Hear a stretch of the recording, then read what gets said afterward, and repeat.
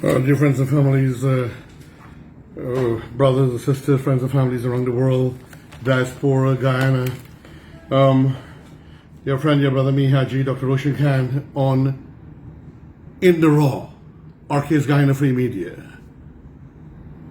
And this is Thursday, September 17th, copy of the Kaiteur News.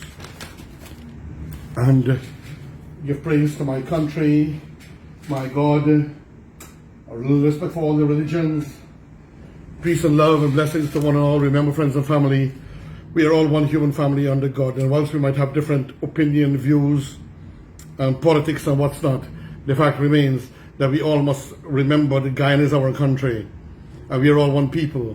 And at the end, when elections are finished, we have to go about our life, and we have to live in dignity, love, joy, harmony, and goodwill. And remember that we are all one human family under God, dearest, beloved, divine friends and families.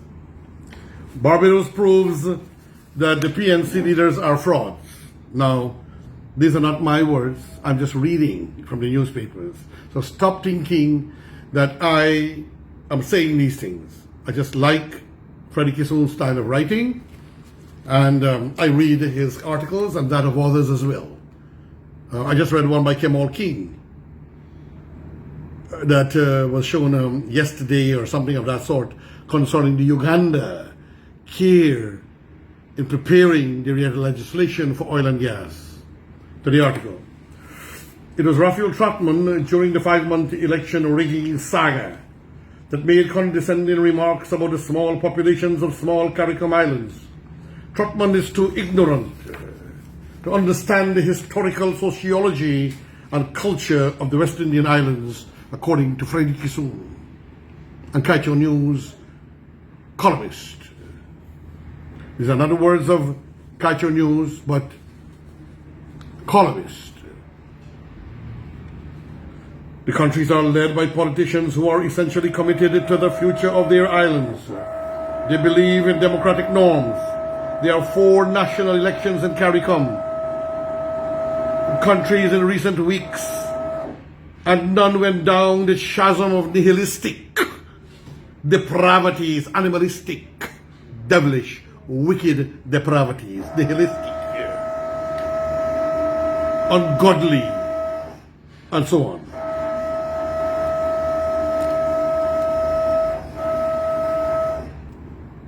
And friends and families, I had to stop a little bit because there was some drilling going on in my office here, and that is the reality of it, so I had to stop for a little bit.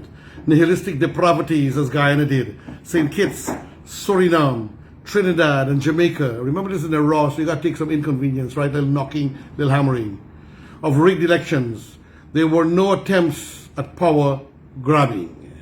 While Trotman was laughing at the small populations in the islands, oh yes, he mocked Gonzales, a few hundred population, and of Grenada and St. Lucia and so on, which was not very elegant for a man whose sister is holding a serious legal position as Attorney General in some of these islands. It's not good, and these are our CARICOM people. And this is where you had your super humongous wedding, Mr. Trotman, that an average people cannot afford, with all these hotels and so on that was booked according as it is alleged by many people who know, right? I don't know. I'm just saying it is alleged.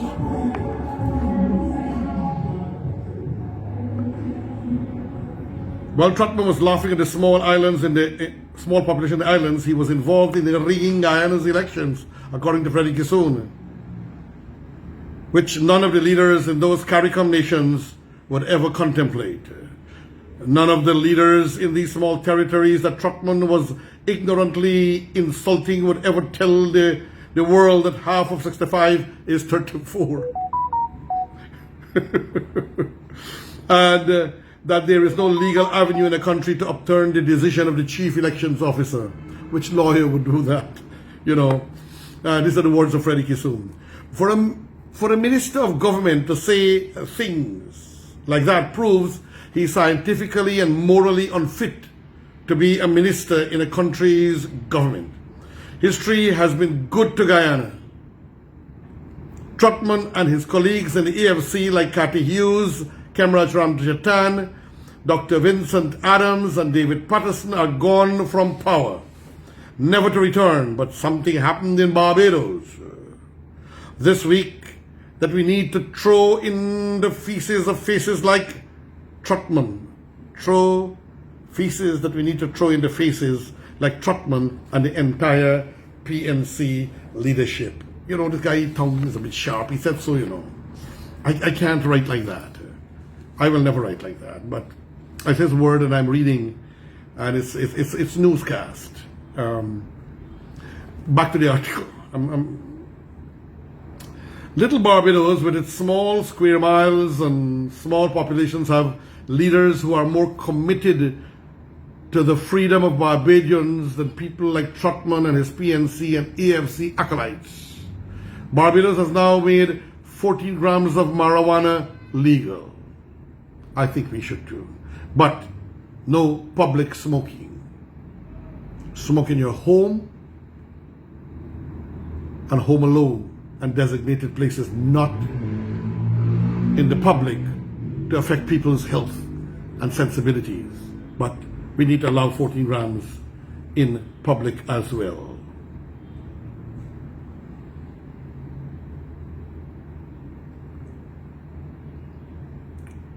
Trotman and his colleagues in the AFC like Kaiteur, Kemraj Ramjatan, Dr. Vincent Adams and David Patterson are gone from power, never to return. Anyhow, I read about that already. I'm going back now to the other piece. Barbados has now made 14 grams of marijuana legal. The Motley government came into power 3 years after the APNU and AFC won the May 2015 elections. And I must let you know, ladies and gentlemen, when they won that election, I supported them.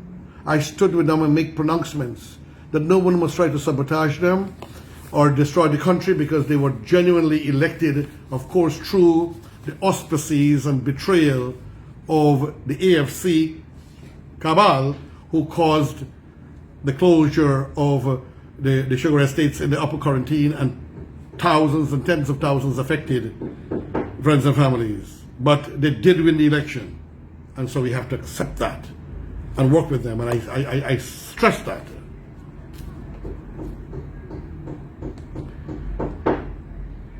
The APNU and AFC spent 5 years in office, yet never amended the law to make it legal to possess even 1 gram of ganja.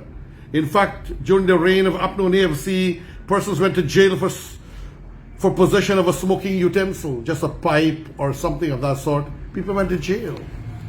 I was sorry, man. A big man with a family went to jail for 3 years. Youngsters, youths, sent to jail for 3 years. It's painful. We have to change that law. Rastafari brothers and sisters involved in religion. Some Indian people in India use it in their worship. Historically, in Mexico. I am all for 14 grams to be allowed and legalized, but not to be smoked in public. And even to have just a utensil, they went to jail. People like Trotman, his acolytes in the PNC and AFC inserted into their manifesto a promise to amend the law during the 2015 battle. They never did after spending 5 years in power. These are the same people who went to Region 5 and proclaimed their concern for the future of black Guyanese. The words of Freddie Kissoon.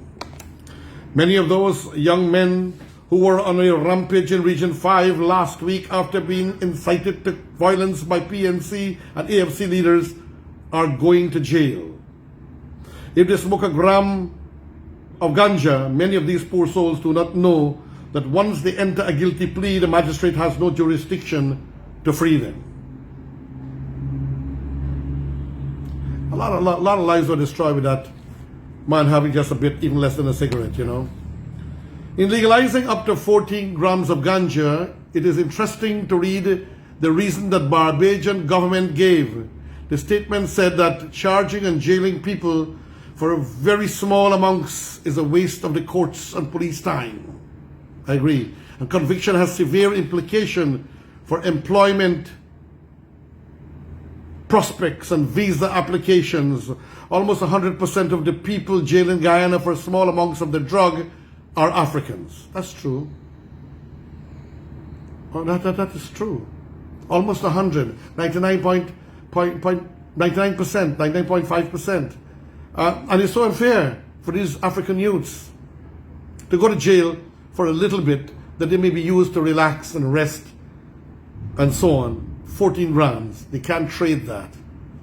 We can't do this to the Africans in Guyana, the youths especially. We have the Indo-Guyanese are more caught with alcohol, rum drinking. And rum drinking by far, to my study, is worse than marijuana. Rum drinking is a deluge and a curse in the Indo or the Indian Guyanese community. And 99% of them are below the age of 30. So they get caught with a little something, and then they got to go to jail, man, and their wife and their family and their homes and everything destroyed. Come on, I'm asking the PPP government to do this, or I'm going to take a placard and start picketing you to allow 14 grams of marijuana in possession of people, but they can't smoke in public. Smoking in public must be made a rule of law. Made a rule of law that they cannot smoke in public must be made a rule of law. Back to the article. With the announcement of the amendment in Barbados, Guyanese academics must continue to analyze why the APNU and AFC lost the 2020 election fight. I know why.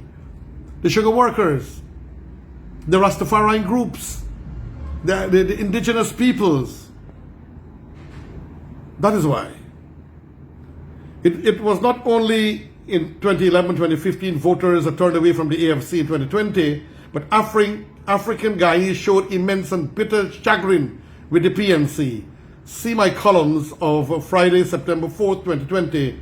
Uturgang, Granger in a crowd. He's referring us to what was published in September 3rd, 2020. Uturgang, Rupert Narayan in a cartoon. So there were two, September 4th and September 3rd. You need to find that article and read it again, ladies and gentlemen. I had read it on the media, in which I described the reaction of African voters to how the PNC and WPA performed from 2015 onwards. It is on issues like the betrayal of the Ganja Amendment legislation that contributed to the 2020 defeat of the PNC. I'm telling you, the Rastafarian group wiped you out. APNU AFC, the Rastafarian group, and the indigenous, and the sugar workers together. It's not just them alone. The crucial mistake the PNC leaders made in that they calculated that African Guyanese would turn out in record numbers to put them back in office. And a lot of them just did not want to vote for another party, so they stayed home. A lot of them. So they're saying, oh, rigging here and rigging there and the dead wake up and this. But the fact is a lot of them stayed home. And they said they would prefer not to give the PPP the vote, but they stay home. Friends and families. And they give some of the votes to the other smaller parties, which got one seat at least.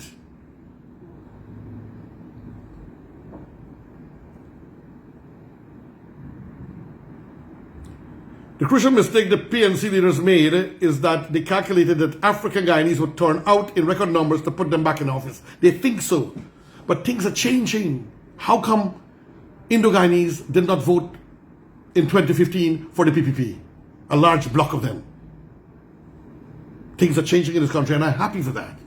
In Guyana, we do not need race votes. But these were ignorant people who couldn't see that African Guyanese felt betrayed. They take things for granted. Pulling the race card.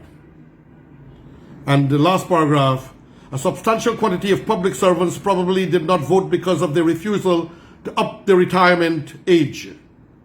That's a probability. I disagree with that. African Guyanese need to chase the PNC out of Guyana. I'm just repeating, Freddie Kissoon is saying, a substantial quantity of public servants probably did not vote because of the refusal to up the retirement age. I disagree with that. You see, if people could retire at 55, they can start a whole new career. They can start a whole new business. They can use their intellect and their wisdom to become consultants and trainers and give extra lessons and have more free time. The police is good. I have a feeling if police retirement age is up, a lot of them will want to go because they have a chance here to start a new career. And many of them do this private security course at the University of Guyana, and they are therefore smart and wise. So I disagree there with Freddie Kissoon, with due respect, sir. And then also, you said African Guyanese need to chase the PNC out of Guyana. Freddie Kissoon says the African Guyanese need to chase the PNC out of Guyana. My view is that I've been friends since Desmond Hoyt with the PNC. They always invite me to the events. Corbyn became a kind of a friend of mine, respect mutual. So I don't have no problem really with the PNC, but they know people who, because of the readings I did and the commentaries I gave after I saw wrong, perceived me to be an enemy of the PNC. It is always, friends and families, and you who are trying to find flaws with me, it is always the person who point out your mistakes. This is a very serious Islamic injunction and one of Sanatan Dharma Hinduism, whereby the person who tells you that you have a speck or a log in your eye is your best friend. The person that tells you that you have a bad breath, and the person that tells you you are doing wrong, that is your best friend. Hug that person. The person who is pampering you and tell you all kinds of nice, sweet things is not your best friend, friends and families. That's your enemy. But they pamper you, they hold your bag, they run to start your car, they boost you up and so on, make you feel nice. But that is your enemy. Watch that person. But the person who is telling you that you're wrong, that is your best friend. Friends and family, me, Haji Dr. Roshan Khan, saying thank you for tuning in to this, the RK's Guyana Free Media. Namaste, salam, walaikum, om shanti, shalom alaikum, peace and blessings of God be with the nation Guyana. Farewell, friends.